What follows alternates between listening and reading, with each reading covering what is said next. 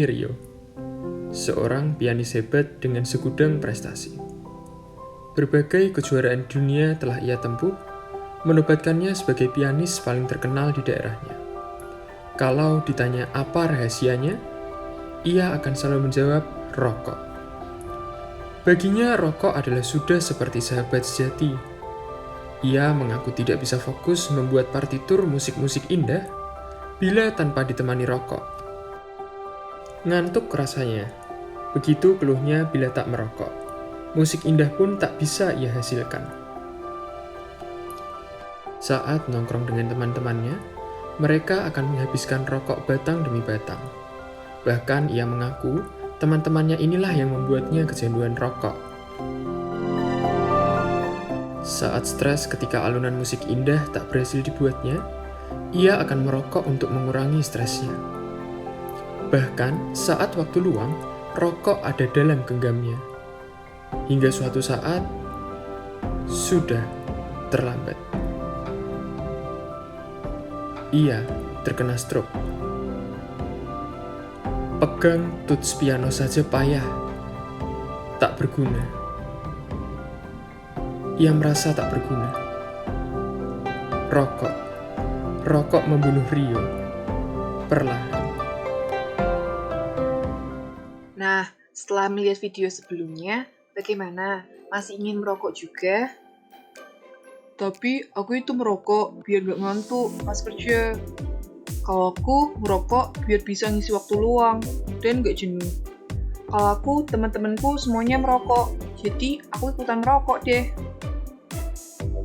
Nah, apakah alasan-alasan tadi itu sebanding dengan dampak yang dapat ditimbulkan? Dampak rokok menyebabkan penyakit jantung, kanker paru-paru, stroke, gangguan janin, hingga pada keguguran. Tapi selama ini saya nggak merasakan gejala atau keluhan apapun tuh. Yuk coba cek. Nah, ternyata giginya kuning, berlubang, nafasnya juga bau. Denyut jantungnya cepat, tekanan darahnya juga meningkat loh. Matanya menjadi lebih merah, suara paru-parunya juga tidak halus lagi. Artinya, tidak ada gejala bukan berarti baik-baik saja. Waduh, saya harus bagaimana dong? Yuk, mulai berhenti merokok sekarang juga. Buat kamu yang ingin berhenti merokok, ada 3 cara untuk berhenti merokok. Yang pertama, berhenti seketika.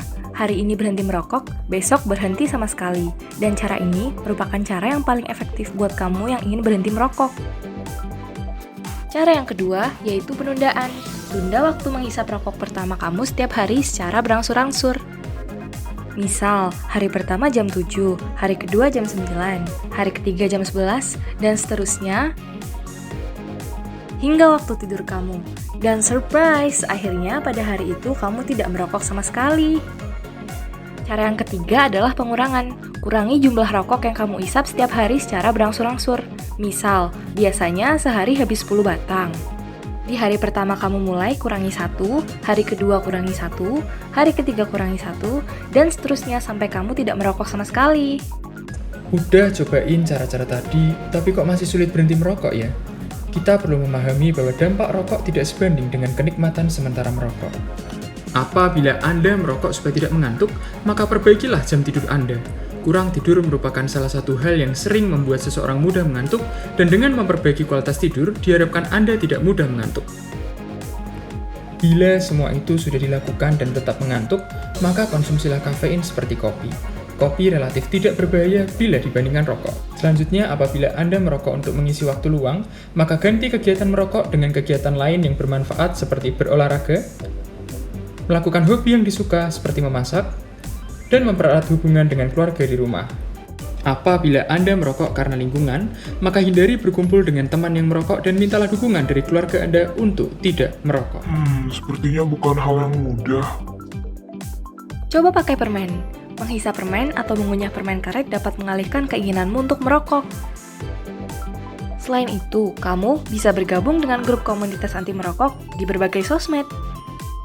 Contohnya, pada grup Facebook ini. Grup ini beranggotakan orang-orang yang anti rokok dan juga mantan perokok loh.